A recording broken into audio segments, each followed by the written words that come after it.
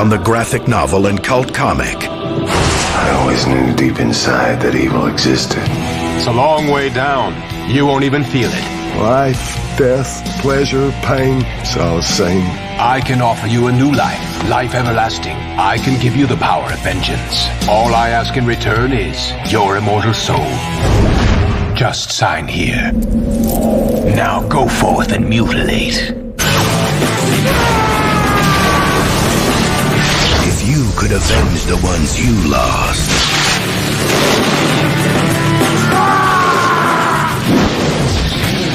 protect the ones you love.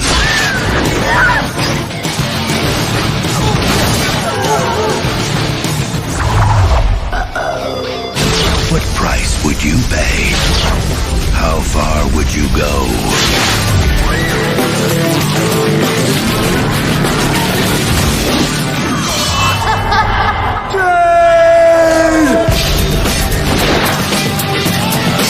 From the director of Return of the Living Dead 3 and Beyond Reanimator, Faust, Love of the Damned. I make such a mess when I play.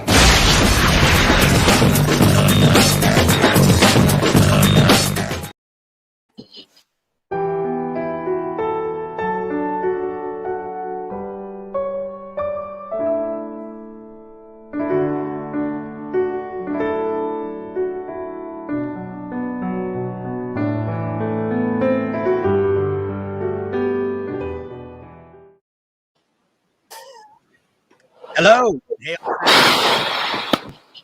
welcome to episode 7 of the Snob and the Slobs. I am unknown comics writer Chris Hurst, joined as always by my fellow slob, comic book illustrator and artist Max Head. Hello. And our hobby friend, and director of film and editing, Justin Driscoll. Hey, evening. Tonight we are having fun because this movie is awesome. This is one of my all-time favorite bad movies, quote unquote. It's phenomenal. It's such a cool movie. We're talking about Faust, subtitled Faust, Love of the Damned. Yeah, it's going to be a lot of fun. And I don't really have any announcements or updates to start the show today. We're going to need all the time we've got for this one because there's going to be a lot of stuff to talk about. Yeah. So without any further ado, let's go over to Justin for our plot breakdown. Evening. Oh, God. I cannot emphasize how much of a joy going back to this movie was after the shit show that was Star Crash last week. As Chris mentioned, tonight's film is 2000's Faust, Love of the Damned. He says it's one of his favorite bad movies. I'm not going to lie. Having watched this 3 times in the past week to have everything ready for tonight, guys, it's probably one of my favorite movies, full stop. It's just an absolute bold words joyride of a shit show, and it's fucking amazing. So Faust, Love of the Damned is a 2000 movie that's based on the actual 1987 comic Faust, Love of the Damned. That was actually predated the Spawn comic by about 4 years. And what's interesting about this is that you watch it, like, this is very clearly a Spawn ripoff, but the comic did come first. And interesting enough, too, this actually does parallel the original Goethe Faust fable of Dr. Faustus, who made a deal with the devil because he didn't believe anything, which echoes a lot of the themes I hope happen in this movie. So, with that very short intro, because we got a lot to get through tonight, ladies and gentlemen, we're off on a ride to Faust. So this film is basically a bit like a cross between Evil Dead and Darkman. If the director, Sam Raimi, was pissed out of his mind. But with the Bible Man costumes. Yes. With the Bible Man costumes. And go on, completely serious. Yes. Well, I mean, Bible Man was pretty serious. He looks pretty serious. Yeah, he was pretty Faust serious. Looks like a turd wrapped in a scrotum. Oh, it's great. Oh, it's amazing. But so I watched the director's commentary on this. Now, I love Brian Usna. He's done some amazing schlock exploitation. He was the producer on Reanimator, which we'll probably do on this show. He was the director of From Beyond, which we'll probably do on this show. He's done Return of the Living Dead 3, as you heard in the trailer. Just really great, kind of this really graphic, grotesque style of filmmaking. So I'm excited to listen to him talk about this movie. Because I'm like, oh, cool, he's going to be fucking crazy. This guy's going to be all into it. The guy is two things. One, super fucking boring. Like I'm listening to him nearly falling asleep. Really? And two, he is so serious about what he's doing. He's talking constantly about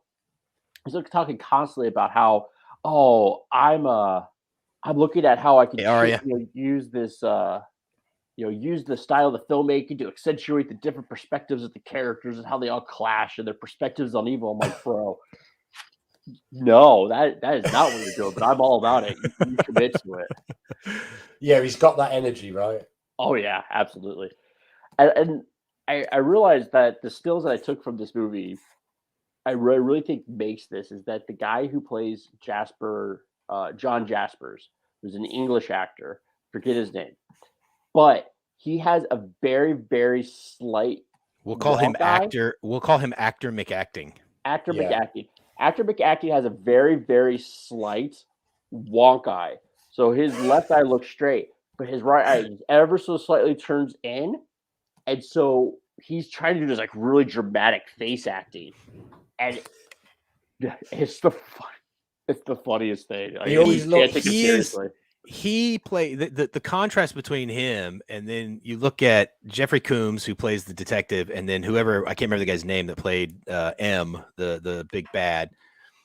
But the contrast between them, like the guy who plays Jasper, this is like his big break, right? He's playing this like this is the greatest moment of his life. He's going to be a big star after this.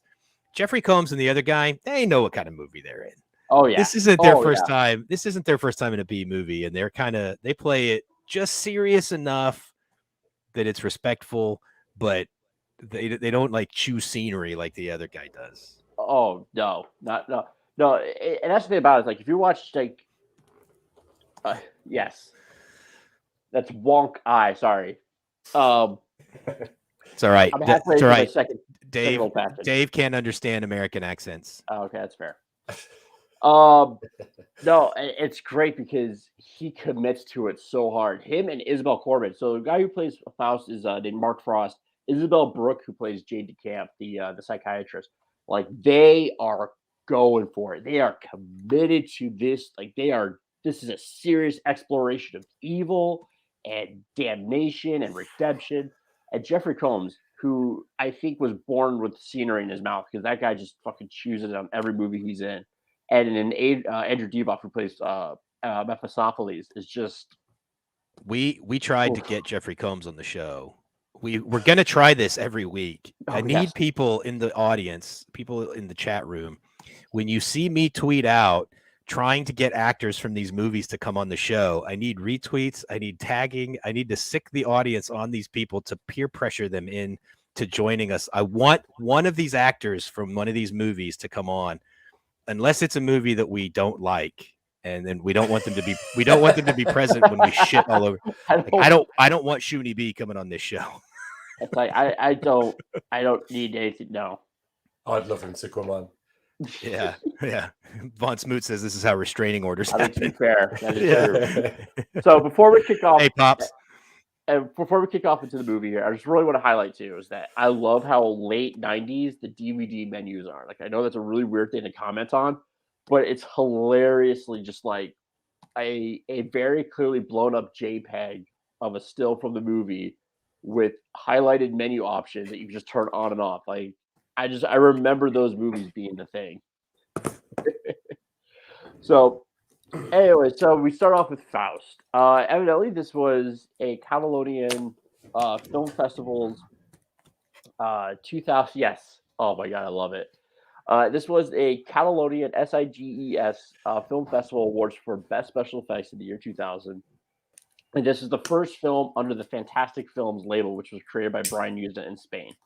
So this movie was shot in Barcelona, but it was shot on a low budget, but made to feel like in America, which I think really gives it kind of this like really weird dream feel because nothing ever quite feels right. Like you can tell there's certain things that just kind of stick out.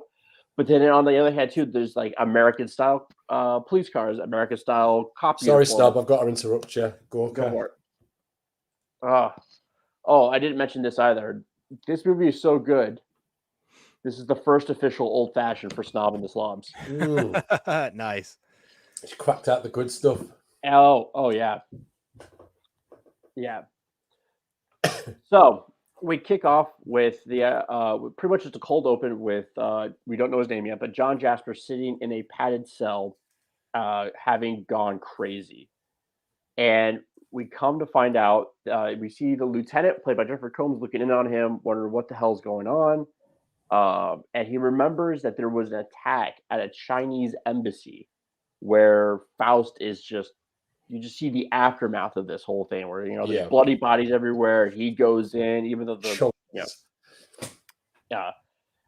he's a loose cannon. He doesn't follow the boss's rules. And he goes in, and Faust pins him down, and he doesn't kill him, even though there's a woman that's watching him. And that becomes important later, I promise. Mm-hmm. And then from there, he's arrested by the cops and taken to it's effectively a psychiatric ward. Now, when he's in there, he's completely catatonic, has absolutely no, he's not interacting. They have no idea who he is or what he is or anything like that. And his idea is just to hook him up to a car battery, quote unquote, jumpstart him. Because that's what you do. That's what cops do all the time, right? For sure. Right? Yeah. Well, I mean, if you're a New York cop in the 70s, sure. Let's electrocute these crazy people into talking. Yeah, that works, right? That works. So at this point, we are introduced to Jade DeCamp, who is our great name, by the way. Yeah, right? Because that's a super American sounding name. Great name. Yeah. Well, I just thought of it as because actually when I read the cast list, I thought that Jade DeCamp was actually M's sidekick at first. The woman that's running around with, and I thought, oh, that's so perfect because she's like the aide de camp to the bad guy. It makes it even funnier that they didn't even do Jade DeCamp with the right character. No. The whore. She has nothing like because it's a play on the words on aide de camp, and she's not even in a position that would fit. Yeah, no. But it's funny because like Jake said, Jade DeCamp is really kind of exotic sounding name. But then you have a character who literally calls herself the whore. Yes, who's a whore for the devil. Her name is Claire. Claire the whore, apparently. That's the thing. And I will say, so we meet the Lieutenant Morales and Jade DeCamp. They meet because she's coming in to try music therapy on the patient. And I gotta say, this quite literally has to be the most 90s screenshot ever. It's got flat lighting. It's got a medium 3/4 shot. She is holding a translucent green Tupperware container full of CDs and a flat silver gray battery operated boombox. I'm just like, that's, if you could take the 90s in a nutshell, that's it right there. So I swear to God, I cannot overemphasize. This was done in 2000, right? Released in 2000, so it was probably shot throughout the late 90s. Yeah, so it's just the tip of that 90s feeling, isn't it? Yeah, just peak 90s. Peak 90s. So seriously, I cannot overemphasize how funny Mark Frost's face acting is in this movie. It's fucking just choice. So she's trying to figure out, whatever is up with him or something like that. And the police commissioner says, hey, don't worry about it. Just an outbreak of chaos. And this is where we get our first clue about how great the writing is in this movie. Like a pimple on the face of God. Yeah, that was a pretty good line. If that's not like freshman AP literature metaphor. Yeah. Like, I'm fairly certain in some of my early writing journals I've got dumbass lines like that. Oh, everybody does.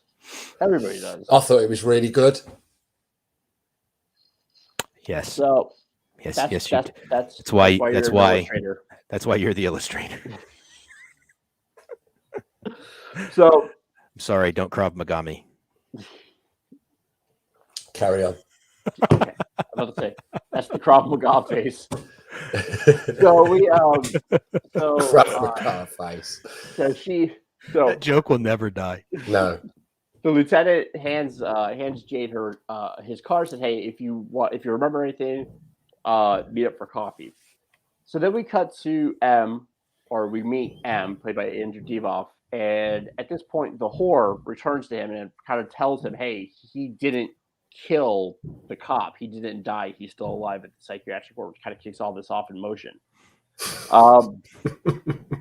Sure. I can't control this dude.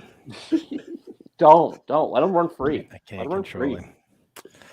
I will say, like, the other thing too about this is great is that the woman who plays Claire, she super leans in to this character. Like, she's all about the fact that she is. Do you think just a little? I think Claire was my favorite character. I'm pretty sure she leaned so hard into the whore, and that's not even derogatory because she calls herself that about 20 times in the movie. That's like it should be her credited name in the movie. Yeah, she probably went into that character so hard that she just started like jumping random dudes on set. Like she went hard on that. Yeah, she's very believable. Yes. Yes. Yeah, so she tells him that things are going. So what's interesting here is another great kind of late 90s affectation is Ed is sitting in front of a wall of TVs, which are the wall of CRT TVs that's showing news from all over the world. And one of the things that Brian Usen talks about in this scene here is that he really wanted to show how society was falling apart as it gets closer to April 30th, which is the key kind of date for everything that's happening. Do you know why? Because it is Walpurgisnacht. Walpurgisnacht. It is a big pagan holiday. It's sort of the is it the pagan New Year? I know it's the New Year in satanic circles, Church of Satan and stuff like that, because that's when Anton LaVey declared the Church of Satan in 1966 and all that stuff. But Walpurgisnacht is actually it's an old, ancient kind of pagan holiday festival in the spring. And it's actually the original title for the song War Pigs by Black Sabbath. The record label asked them to change the song and make it anti-war, and so they renamed the song and rewrote the lyrics. But originally it was like this really occult kind of thing. But Walpurgisnacht is April 30th. Yes, and the soundtrack is very 90s. Good to see you, mate.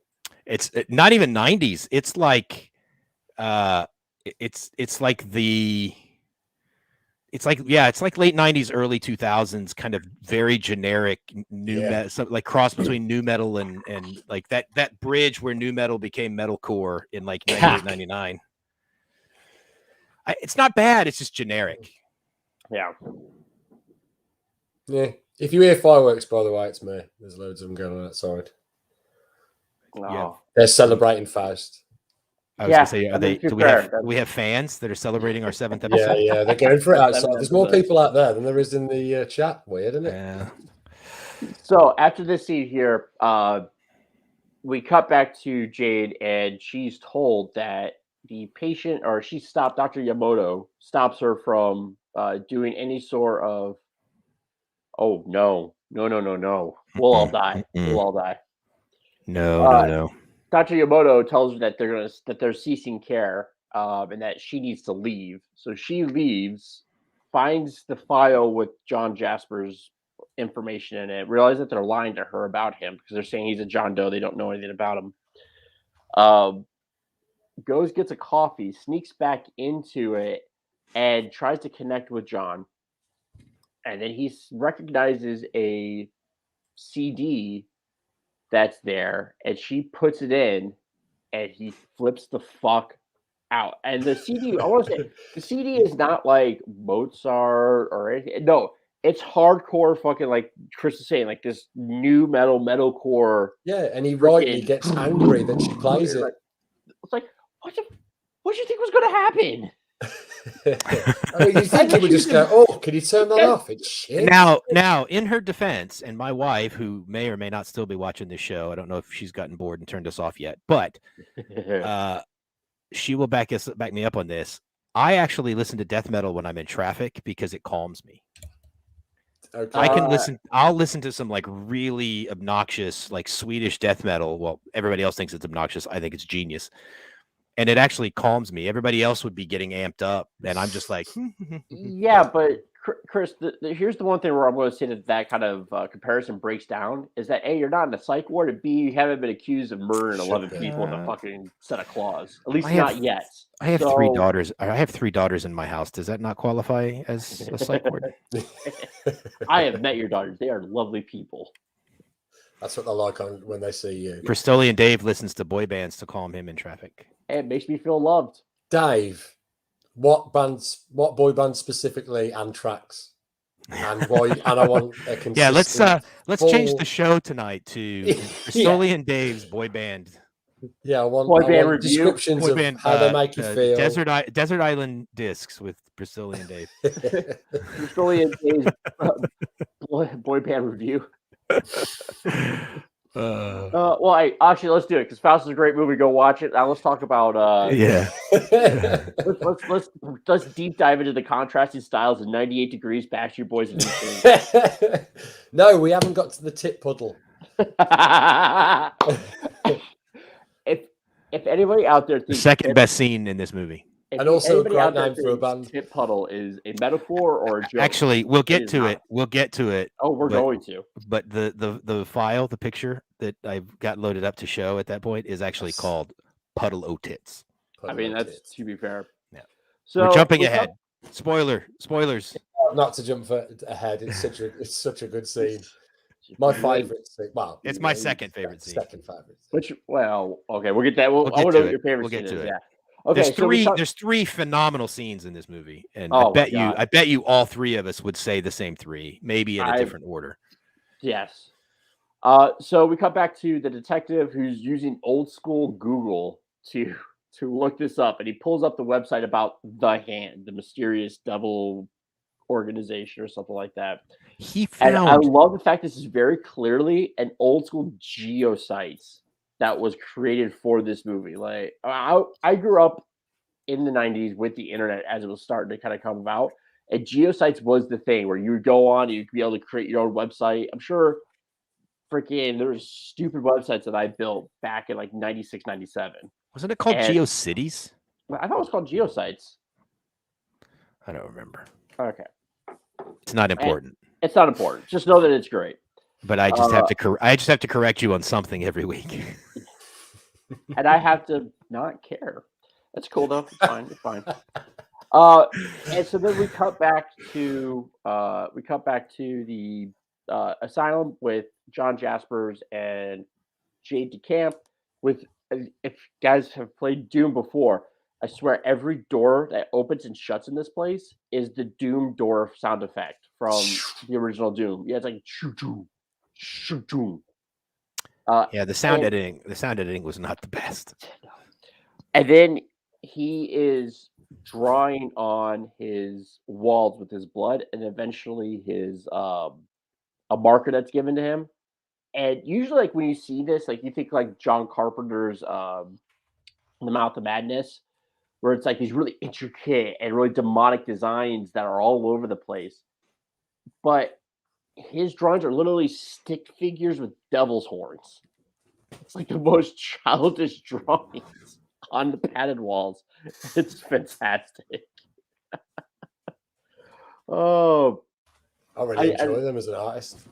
I think it's brilliant art. Yeah, I mean, it's just. I don't know what to tell you. I don't know what to tell you. So he then relays the story of how what happened to him when he plays the music that's on the boombox. It does the flashback thing where shows what happens, which is his girlfriend, who was illegally smuggled into the country, is killed by a bunch of gangsters in front of him. And this is where we get some peak late 90s philosophy bullshit. It's just great. I used to believe in art, but it's all form, no substance. I've not read the comic, Wooly. Yeah, so Wooly, we talked a little bit about the comic in the beginning. Yeah, I've heard the comic is fucked up. I've got some images here. Let me take Wooly's comment down. Got a couple of images of the comic that look pretty cool. Yeah, it's cool. I'd like to find it, but it's like 21 pounds on eBay. I don't know if I want to read it that bad. Oh. So the paintings that he's doing at this time, because he's painting pictures of her, were actually done by the storyboard artist for the movie. And nice. Yeah, Wooly, when he was that Brian User, the director on the commentary, was talking about how they were never going to be able to capture the full kind of debauched depravity of the comic, but they tried. I really want to read it now. Yeah, I do too. I might have to spend 21 pounds to get it. Do you want to go? It looks like I'm going to have to. It looks like I'm going to have to beat. Yeah, we can do that. It looks like I'm going to have to beat Dave to it. Dave, if you just Google, there are some like digital versions of it out there floating around if you look hard enough. But if you Google Faust Love of the Damned comic, you'll find some links to eBay and stuff where they've got it. So I do want to say this is I'm fully willing to admit this is a blue curtain moment. But oh Jesus. What I find interesting here is that when he's sitting with her and they're kind of doing their "oh my god, we're in love" type thing, she forces him to eat an apple. Like she's eating an apple and he gives it to him. He initially refuses, but she says, no, you're going to eat the apple. And after they both eat the apple is when the gangsters show up and start fucking everything up and kill her. And I'm like, yeah, I wonder if that's a pretty kind of pointed, fall from grace kind of Adam and Eve symbolism. Oh yeah, this movie is dumb and pretentious enough that that's exactly what they were going for. Yeah. And I will say, nothing like late 90s henchmen that are just like sheer lunatics. It's yes. It's really weird as well the way that's crowbarred in, that she forces him to eat the apple.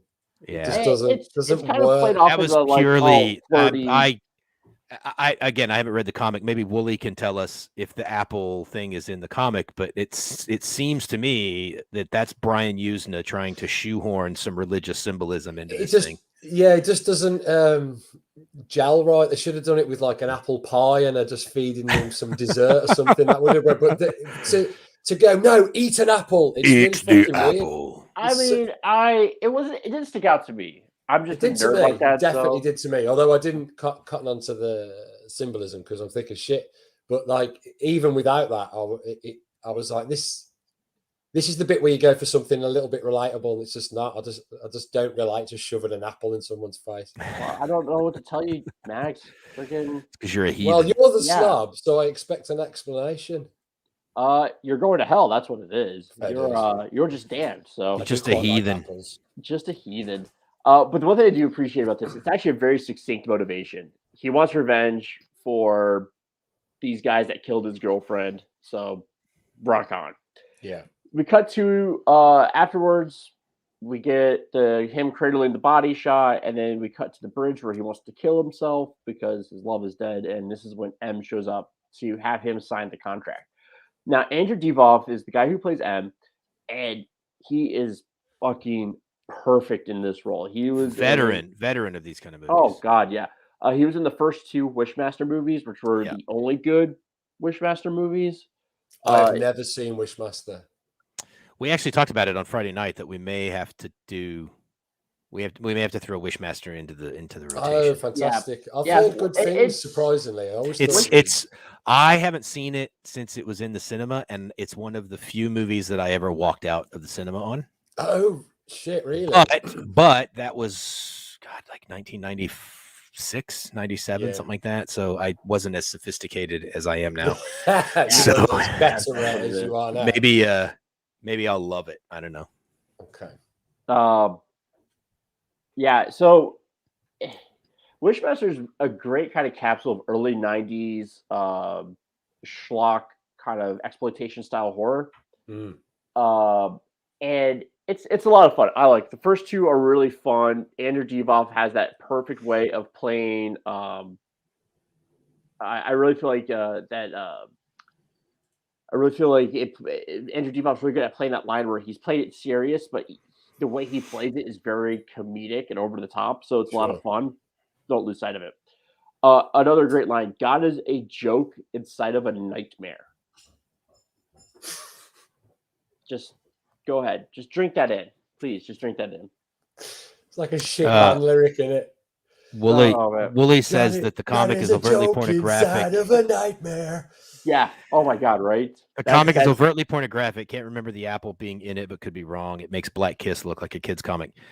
Dave is also saying that Wooly needs to do a video review of the comic, and I think we could all enjoy that. That would be fantastic. Yes, definitely.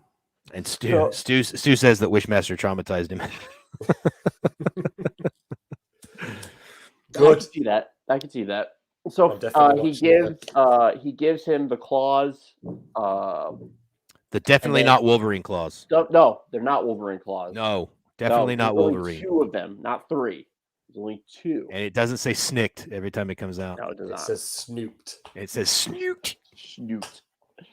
So he gives him the claws. He goes and he avenges his girlfriend's death by killing the henchman and eventually killing the gangster. There's this great shot where he has 2 heads shish kebabbed on his claws. Yeah. Yes. And his line to the gangster is, "What? Don't like my art." Oh.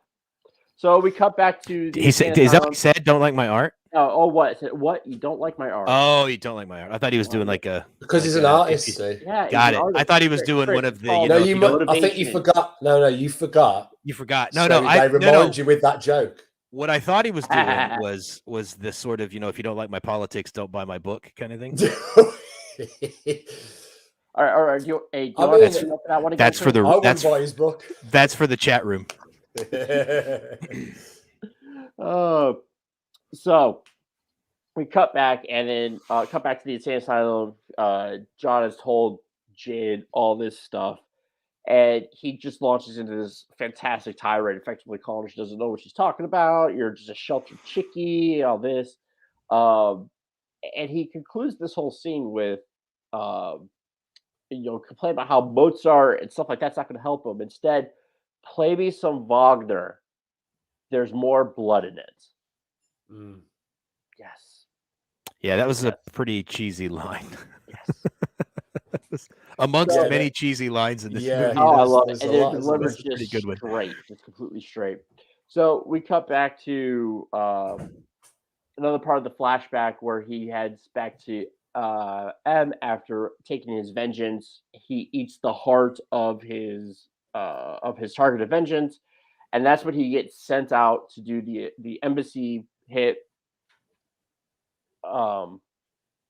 He's introduced to this. Dr. Yamamoto's there, so we kind of catch on that he's part of this whole thing. He takes a shower before taking off, and the whore shows up, and they fuck in the shower. And I could say that because another quality line. Another quality line. She asks him, "Oh, so she was your lover?" He says, "We didn't make love. We fucked." And I love how Brian uses all the commentary, tries to justify this shower scene, which is literally just straight softcore teaming onto hardcore pornography. Oh, this is the final degradation of John. He's finally sinking to the level of the demon. Of shagging a hot woman that got in the shower with him. What's that? He's finally digging deep and shagging the hot woman that just gets into the shower with him. I mean, you do you. Yeah. So that takes a lot of courage. Yeah. That's truly changing as a man. Brave.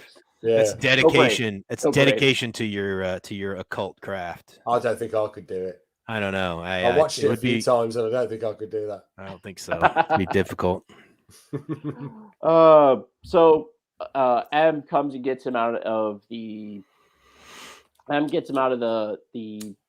psychiatric ward, and that's where they kind of confront him.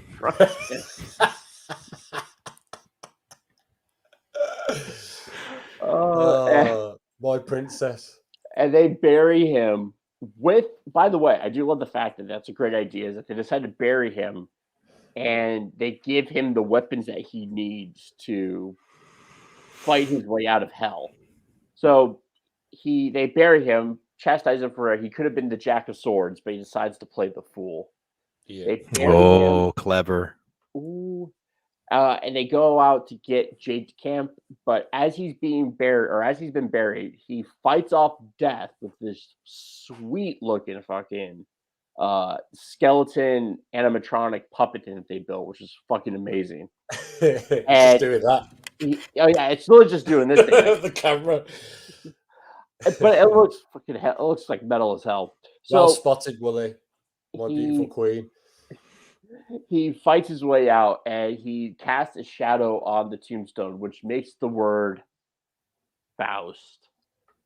Now, what's kind of cool here, before he does that, it says "aus" on the tombstone, which is German for the end. Yeah. And then when he sticks his claws out, it creates like Faust. with the shadows and stuff. It creates Faust, which was kind of that was actually kind of sort of clever. Pretty cool. That's pretty cool. I mean, with all the other stupid shit in this movie, I'll let it slide. Yeah. So while this is happening, Jade. What's funny though is that like right before it happened, when we were watching on Friday, I pointed out to Justin. I said, I don't think we've had a movie yet that does The Thing.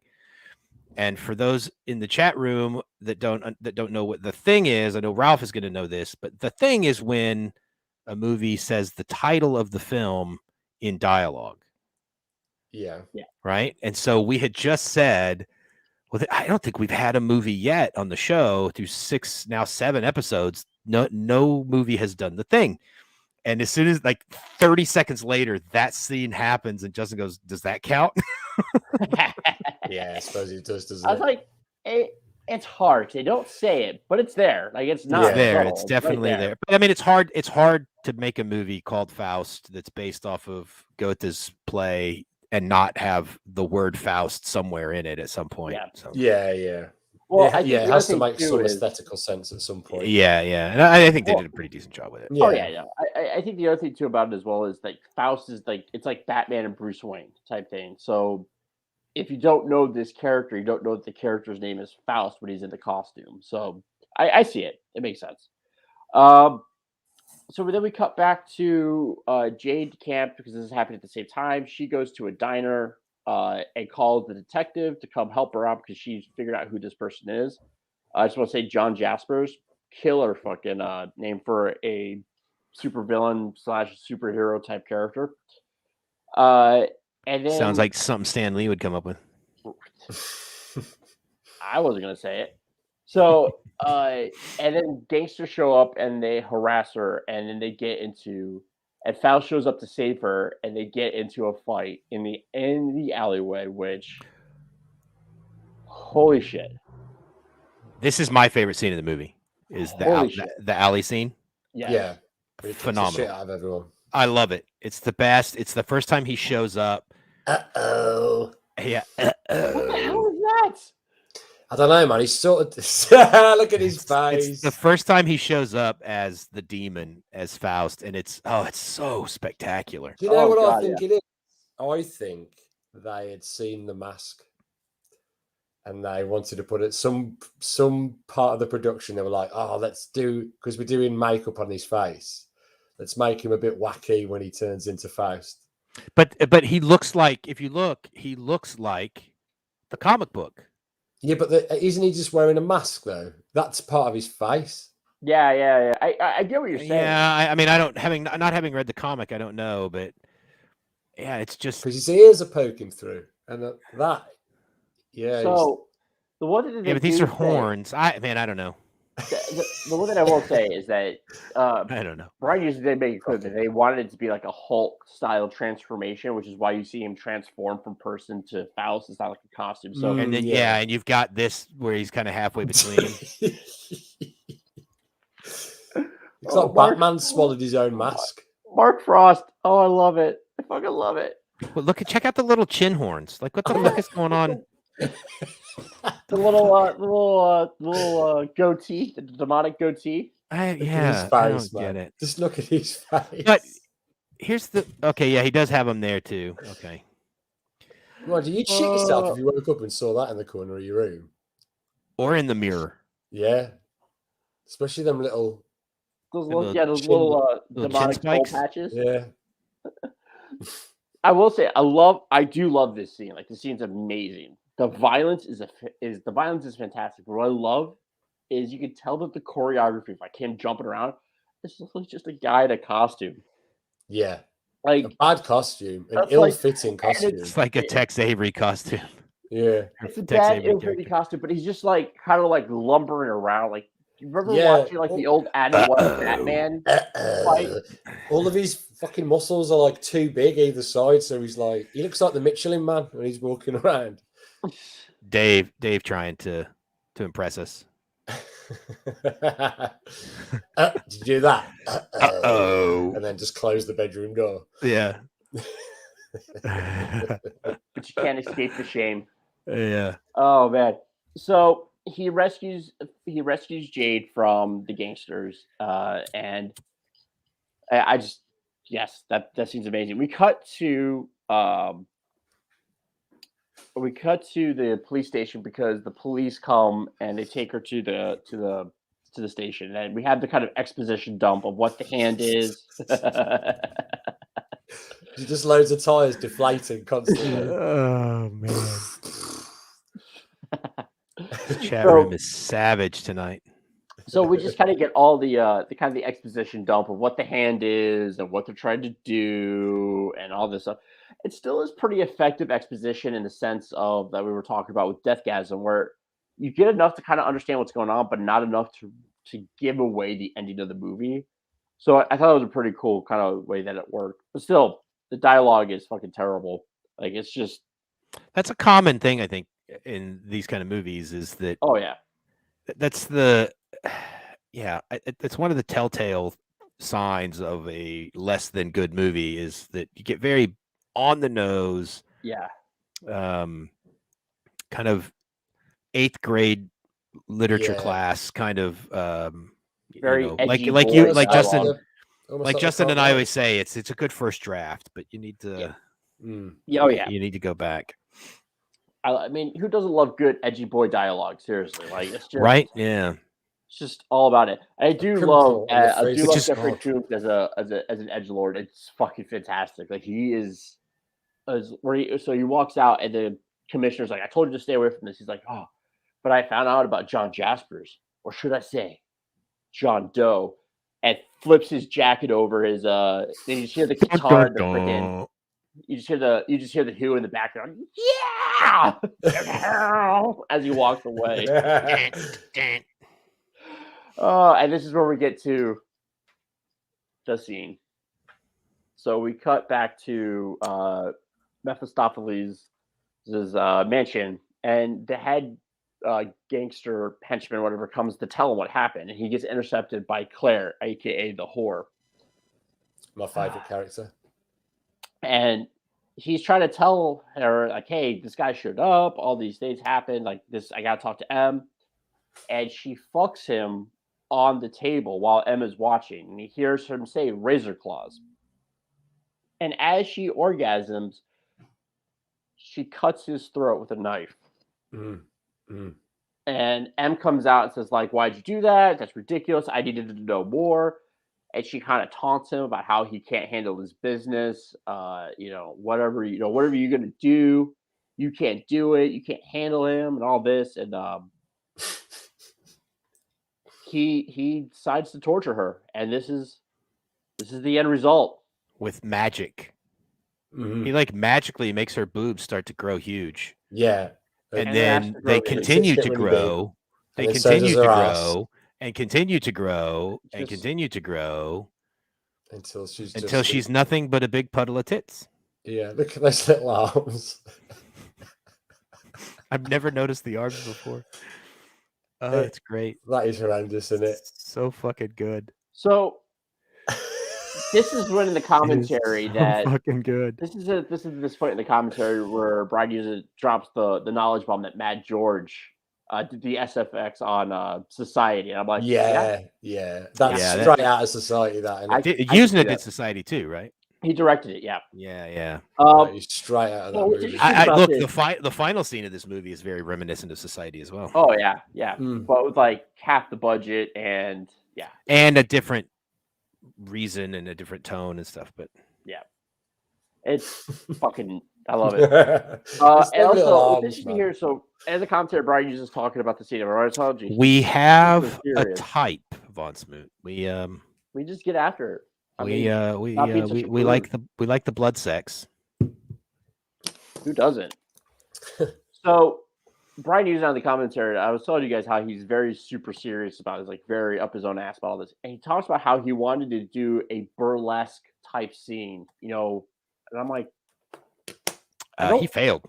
That's not burlesque. I don't think that word means what you think it means. What? He described the tit puddle as burlesque. Yes. He described that whole scene with the fucking on the table, cutting her throat, the whole like as a burlesque inspired scene. I've been to burlesque shows in Vegas, like actual burlesque shows, not Vegas strip clubs, but they didn't do that. Classy strip shows. None of them melted into a tit puddle on the floor. No, and they also didn't murder fuck anybody on the table. They did not murder fuck anybody on the table. What's the point then? Yeah, I mean, it would have been a better floor show, probably. Did you leave? Did you just get up and walk out? I mean, I probably should have, but there was also stand-up comedy because it's Vegas. Yeah, it's Vegas, and so they do stand-up comedy and burlesque dancing in between comedians. So, fair enough. Hey, rock on. So we cut back to Jade's apartment. Jade's apartment, and the lieutenant drops her off and says she's safe because there's a couple of cops there. She gets into a bath, and this is when we get the backstory. She was molested as a child, which will come back later with foreshadowing. The greatest fucking literal Hail Mary in the history of fucking movies like this. Amazing. Bizarre. So, once again, listening to the commentary, Brian Hughes was talking about, I was really worried about having, I didn't want a movie that was boring. I really wanted to make sure we kept it paced well. It was exciting. And I'm like, you fucking nailed it. You fucking nailed it. Is that the peak, though? Is that the peak of the film? Oh, no, not at all. We're not even close to the peak of the film. I don't know, man. I don't know. What, Puddle of Tits? Yeah, everyone remembers the Puddle of Tits. The final scene, man. The final scene. I mean, it does, admittedly, most of the movie between Puddle of Tits and the final scene is pretty forgettable. Yeah. But the final scene is pretty bonkers. Yeah, it's pretty good.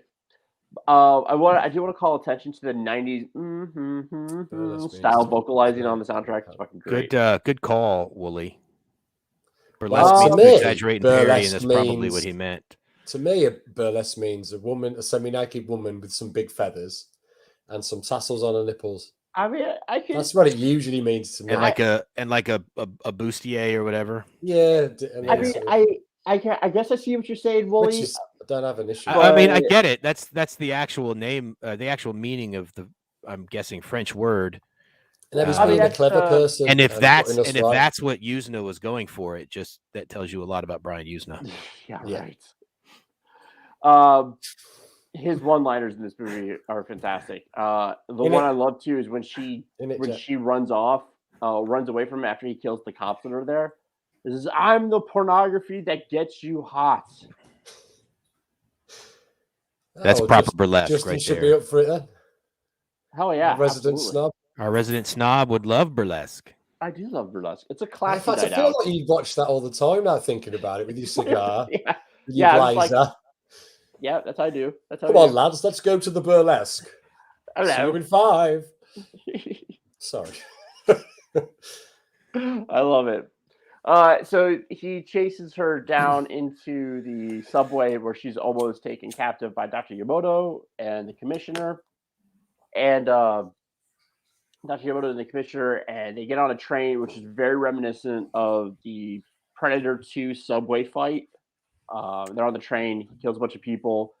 He cuts open the accordion, separating the trains, and the trains separate. And he manages to slice the train. Just slice the whole thing. It's pretty wicked. And then what does he say? Time to split or something like that? Yeah, time. No, time to get off. Doing that. Sort of doing that behind his clothes, so you can just see his fingers sticking up.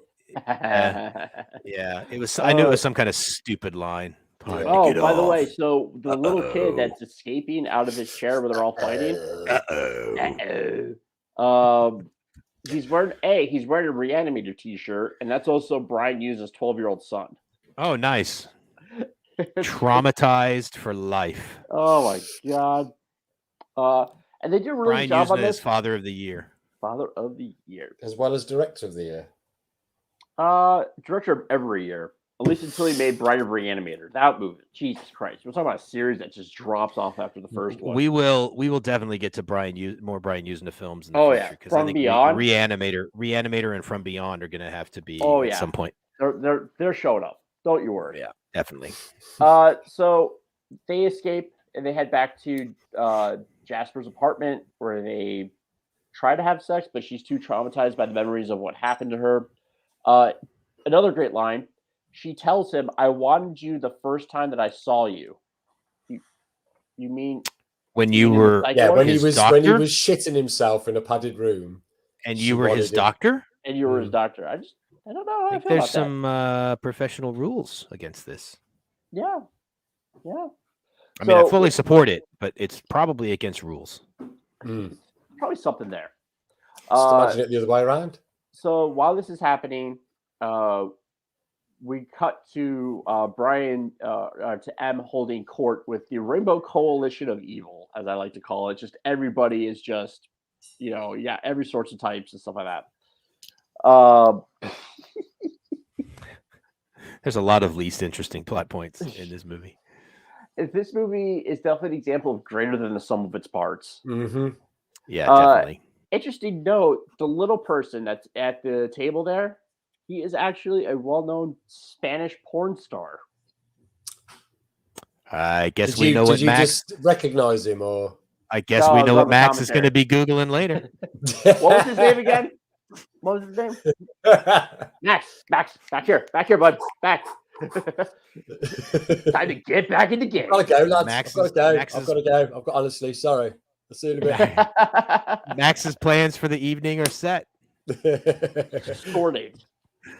And the commissioner comes in and challenges them, and M effectively just eats him or does something. He just kind of fucking kills him off.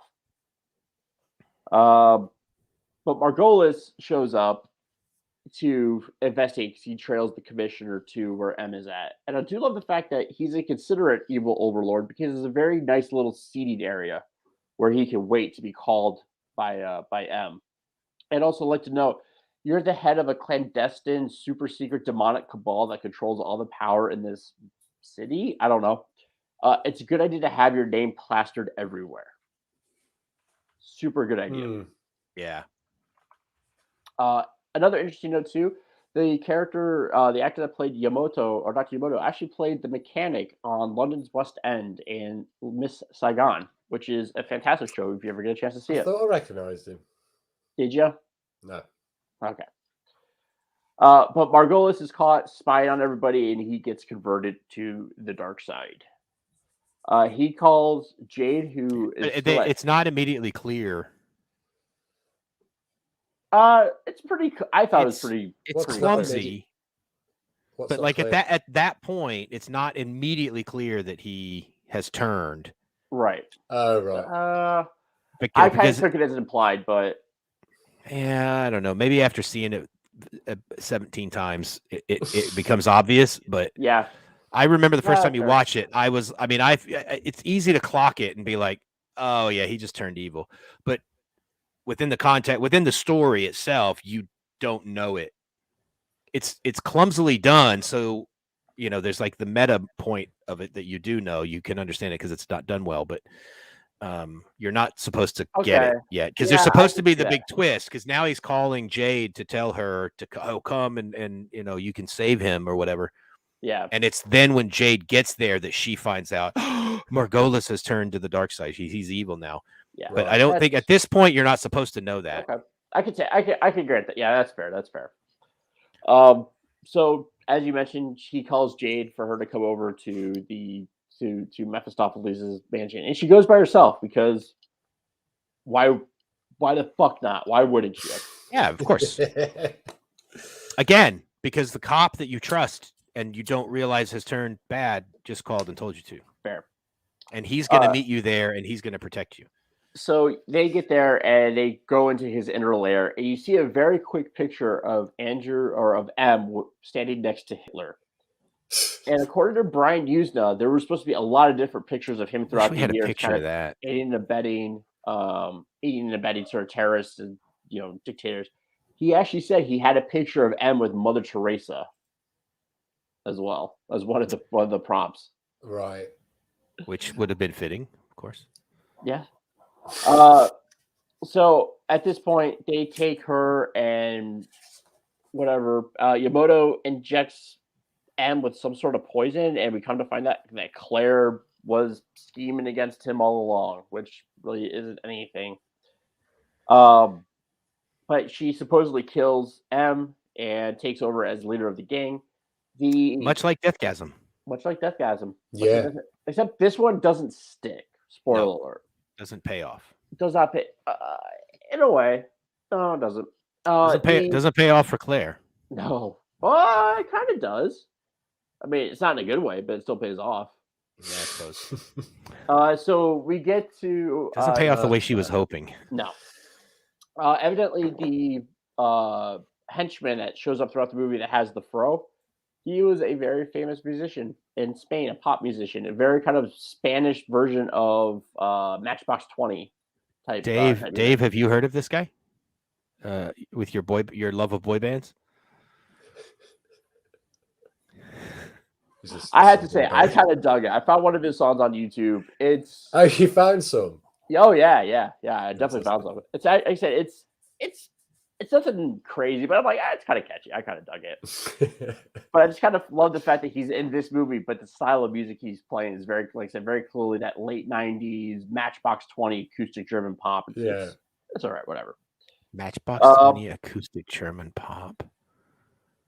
Did you just choose words and put them together? Yeah, I do. That's how I do. You're welcome, by the way. So we cut to... It's like country jazz hip hop. Happening with we cut back to Jade, who's being sexually tortured by Claire. Evidently, this was all real dominatrix kit. They hired in a dominatrix from Spain and Barcelona, and she came in and set all this up and everything. Clearly using the padded cell set from earlier. And so she gets tortured and forced to deal with the trauma of her getting molested when she was 11. Lot of whips and portcullises and iron and cages and all that. But she tortures her into being a slut. Yes, she tortures her into being a slut. Mm. It's actually Von Street, you're not too far off. Island Iranian folk mathcore is actually very kind of musically similar. I kind of need to hear Island Iranian folk mathcore now. Oh my gosh, my dog is being... That's a t-shirt. Yeah. I like it. But M shows back up and we headed to the end game.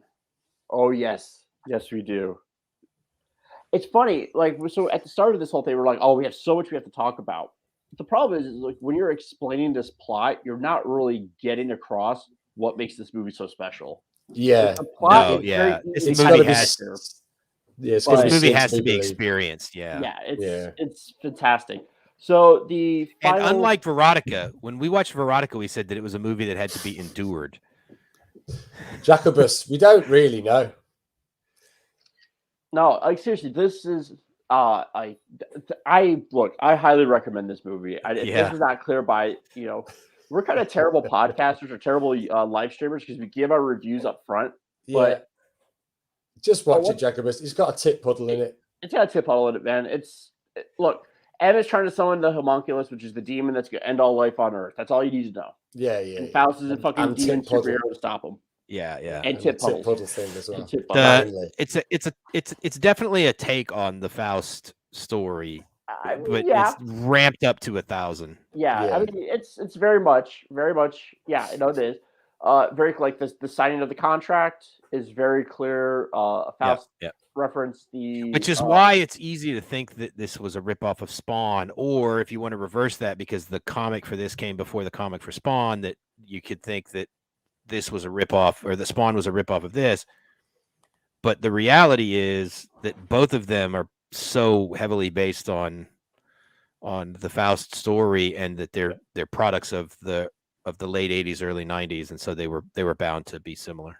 Yeah, right. No, they're very similar stories. They're they have very similar motivations for characters and stuff like that. So, but we move into the final scene, and as I was saying, you have to experience this. But I just want to show. I can't properly describe what is going to happen in this scene. I do not have the vocabulary for it, and you need to watch it. But I just want to show 2 quick pictures of our friend Devin reacting to this movie at this scene. And this should tell you everything you need to know. That's kind of like about halfway through this. I don't know, maybe a quarter or halfway through. He's in the quarter. Devin's arrived. Yeah, Devin's in the chat now. Yeah, and then the next one was just. And then the next one is like, okay, he's just done. He's just done. In his face. What the fuck? I just want to give a shout out. Thank you, Devin, for letting us use your pictures to show this. It was pretty classic. I think those Tostitos are actually still in your garage. They still are. Yeah, I still haven't shown up and eaten them. So evidently so we get to the final scene, the final ritual that's going to bring about the homunculus, which was actually filmed in a church that was connected to the asylum that they filmed at. So it was actually filmed in a church. The costumes in this scene are just incredible. Just straight late 90s rave costumes, which is just absolutely fantastic. So Claire is tied up on a tactile cross, and Eb pulls a snake from her stomach, killing her. He then the snake to Jeffrey Combs, which summons the homunculus, which is the big demon. He then has sex with Jade, which is supposed to create the Antichrist. Yeah. The homunculus burns all the revelers and all that. It burns them all straight to hell. This is like a murder fuck orgy. At this point. There's people being stabbed. There's people fucking. Yeah. It's so craziness. hard to get across in words without actually showing it. It's like it is literally a murder fuck orgy. Yeah. I mean Gavin, that's the politest way to put it. I still have nightmares. Yeah, it's pretty weird, man. Oh my god, yes, just choice. And the actors are just going for it. Evidently they've been shooting that scene a couple nights in a row trying to get it, and they were just going for it. So the homunculus shows up, and it's when I talked about the choreography, which is very much like Adam West Batman fight choreography, where he's just kind of a guy in a cape and a costume. Yeah, I love the fact that he's trying to kill the big beast. He's just kind of jumping up at the head. Oh, that's awful. That the pinata shot. He's just doing that. Those blades look wicked, but he's shit with them. Oh my god, he's awful with them. They don't give him any fighting ability. Wooly says this would make a great musical. Yeah, it would. Yeah. I would. Oh yeah, absolutely would. They would have to get less generic music. Yeah. So definitely. He finally stabs the beast in the face. Stab the beast. Stab. And it turns into M, and he tries to kill M, and M tells you can't kill me. We have a bargain. We are going to. We're going to hell. You're going to hell. So Jade makes a deal with the devil, where the devil, she says, I will give you me and my unborn child for his soul, for his contract to be wiped clean. He's like, okay, deal. Wipes the contract clean, and he's like, you're free. And she turns around and says to Jade, you're mine. Your baby's mine. She's like, oh, you should have done your homework. Because when I was raped when I was 11, I am not able to have children. She conned the devil. Yeah. Using it's rape. A classic folklore. It's very Devil Goes Down to Georgia. Yeah, I mean that whole thing of playing beating the devil, yeah. beating the devil in a contest or outsmarting the devil. That's a timeless folklore tale. I just want to know how many times those stories throughout history included child rape. Probably not often, or more often than you think. It's either one. It's one or the other. Yeah, those are the two. Those are firmly the two options. I feel like that's a statement where you don't really have a middle ground on. No. And then Faust dies in Jane's arms, having fulfilled his destiny, defeated M, and avenged his love. To finally rest in peace. And with that, we end. Faust, Love of the Damned. Are they dead at the end? Yeah, I think she's alive. She's not. alive. Faust is dead, and M is dead. Yes. And he has that weird little flashback about jumping off the bridge. But no, we talked about this when we watched it. So all of the flashbacks up to that, or all of the points on the bridge up to that, have been legitimate. It was when he was distraught and he was suicidal, and then M came to him and all that. I think that last scene where he's standing on the bridge and jumps off, that was symbolic of him letting go and going ahead and dying. Right. Okay. Again, not well done, but that's the intent. I think was that it was. I don't know what was going on. Inspired. It is. I'm not he's saying inspired because Von Smoot said it should be a musical on ice. Oh right, okay. Hitler on ice.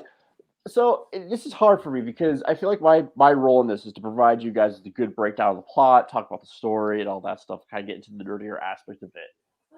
It's hard to do that with this one because all I can tell you is so much of this movie has to be seen. Like we can't explain the insanity that is this movie. The quote, like it's funny, but then when you see it in the content, it's absolutely like, wait, hold on a second. When did this super violent, sex gore-filled movie turn into the fucking Mask? It's even funnier though. If you imagine yourself doing that in a really serious problem situation. Yeah, we need a sound. We need a sound drop of that. What? How? Oh my god! When I found out I was going to have a baby. It's what all of us thought when we found out you were going to have a baby. In unison across the world. Yeah. I didn't even know Max at that point. That was even you again. It was broadcast on. It was broadcast on BBC. Oh man, This is one of those movies that rewards watching on your own, watching it with people, going back and watching it again. Like, I cannot recommend this movie enough. It is so much fun. What's really funny about this is that when Von Smoot watched this the other night, he texted me and said, "There's no way you guys are going to talk about this movie in under an hour and a half." And here we are. This is thus far the shortest episode we've ever done. Yeah. I know we're not done because we've got some other things to talk about. But as far as the movie breakdown itself, this is the shortest we've ever done. But the problem is, like I said, it's the plot itself is not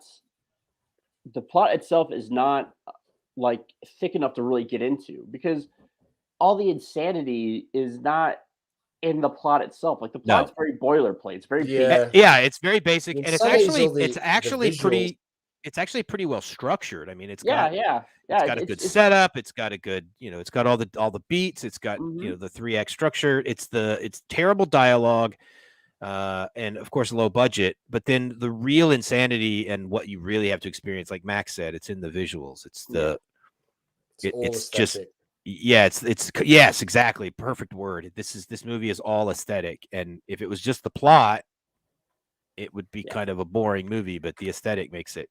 Yeah, really enjoyable. The one that I can compare to something that we've already done on the show is actually Fight of Fury. If you watch Fight of Fury, like the plot's very basic, the dialogue's kind of insane, but it's really not whatever. But it's the aesthetic value of the movie itself that I thought that movie had a plot. I mean, it kind of showed up occasionally. Where's your daughter, Shuni? He's still in midair above that car. He's still he's going, and he's not floating on someone's drive. And he's not replying to my DMs. It's because he's out looking for his daughter, Chris. Oh, He's okay. probably fucking giving someone some shit wisdom. Come on, Shoonie, come on. Get on the show. Answer the call, mate. Answer the call. We enjoyed your film. We just didn't like it. It's all right. Now that's a t-shirt. That's a t-shirt right there. We enjoyed your film. We just didn't like it. Yeah. No, but like you said, like it's hard to sit here and describe this movie because how do I accurately talk about how do I talk about the final ritual scene where you have murder fuck orgy? It's the best way to say it. Murder fuck orgy. Anybody who's ever played Warhammer, this is the destruction of the Eldar. That's basically what this orgy murder. This is what that's exactly what that scene is. Yeah. I cannot recommend this movie enough. You can find it occasionally on DVD. I think it's on Prime. I'm not sure. It's on YouTube. You can watch the whole movie on YouTube. It's not great quality. The from what Von Smoot was saying, that the screen capture isn't really great quality, so it doesn't come in crisp and clear. But you can see the movie. I have the DVD, and the DVD doesn't come in crisp and clear. So I don't think I'd like it if it was crisp and clear. Yeah, I think that adds to it. It needs that sort of almost grindhouse feel, doesn't it? Jack says he heard fuck orgy murder. Fuck orgy murder. Yeah, fuck orgy murder. Oh, cool. Yeah. That sounds like a great death metal band. Fuck orgy murder. Yeah. I'm surprised it's not a death metal band. Let's be honest. It might be. It probably is. It is available on Prime, but I think it's only available in the US. So if you have a VPN, you can access it. But yeah, guys, seriously, check it out. Wooly, let us know if you actually do end up doing a comic review. Yeah, we'll spam it out, and I'll definitely watch it. I'd be interested to see a takedown of the comics. I'm sure amongst all of the Justin owns this movie. I do. Yes, he does. But I'm sure if Wooly does a video on that it will come across our eyes from some of the chat groups and stuff that we're in. We will know about it. So that's it for Faust, episode 7. And that was a good one. That was a really good one. This is a great movie. I really love it. Yeah. So let's get on to our promos and talking about stuff we love and stuff we're doing. Max? Yeah, you can find me on Twitter at Headroom down there and all of the social media as Max Headroom. I've got a comic on Indiegogo called Rokan, Rokan. It's sword and sandals, Lord of the Ringsy, fully painted acrylic comic book in the vein of sort of Slain. It's written by a guy called Ben Jackson, who's a brilliant writer. He's constructed a nice, amazing world for me to sort of explore with the art. So if you could get on there and give it a look over, if you like it, purchase it. If you don't like it that much, give it a share. And if you don't share, fuck you. Yeah, I mean, that's fair. And what are you guys doing on Saturday morning cartoons this week? Oh, yeah. I keep forgetting that, don't I? I have another show on this channel, which is on Saturday morning. I think it's Saturday morning somewhere, I'm sure. But in England, it's going to be 4:00 now. Jesus, you guys keep changing the time. It started at 2:00 and now it's gone to 4:00. Yeah, I know. I may actually be able to make it a couple of times at 4:00. It's loose as shit. We just pick a sort of one of those nerdy topics to talk about. I think we might be doing the Karate Kid and Cobra Kai this week. Oh, good. That's a good one. Ooh, that's a good one. Come on then. I'll bring my Cobra this is Kai experimental. It's easy going. The link will be out there so anyone can hop on. And then come and tell us that we're talking shit. And Jack says that Rokan art is dope. Thanks, Jack. And he is absolutely correct. It's really good. Is that everything for you, Max? That's everything for me. Justin, what do you got? I am still an artist without a home at the moment. But my wife. We're trying to fix that. We are trying to fix that. I don't want to say something yet because we're still early days with it. But something hopefully will exciting for me will come down the pipe here soon. But this weekend, if you're in the St. Neots area, my wife is in a show called Fossils. We're part of Pocket Productions. If you go on Facebook, they have a ticket source link that you can buy tickets for. I kind of plug them every week. They're a really good group. All their shows that they do are all written by kind of key members in the group. Either the music is originally written or it's kind of a jukebox musical. Like this one's more of a jukebox musical, so it has songs you might know. But yeah, come out and support them if you can. They would really appreciate it. Also, as I always say every week, please go support independent or amateur art. COVID still, with everything kind of going crazy and the uncertainty of the world, COVID's still not been good, obviously. And amateur art's really suffered for it. That doesn't have the safety net of government grants or kind of name recognition. So go out and support them. Chris and I went out to Devin's Lounge Lizard show a couple weeks ago, which was a lot of fun and fantastic. And we look forward to doing the next one. And so whatever it is, go support it. That's all I got. It was especially good because Oklahoma beat Texas right before the show started. So I was in a good mood. We were literally outside the venue with my phone watching the end of the Oklahoma-Texas game. And I was shitting myself. Did that ruin it for you? No. Oklahoma won, so it was all good. No, I mean you shitting yourself. No, I'm used to it. Like if I did. Is that it?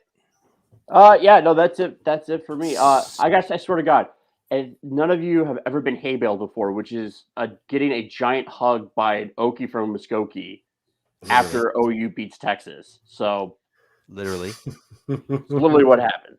Well, I'm jealous. I literally am an Okie from Muskogee.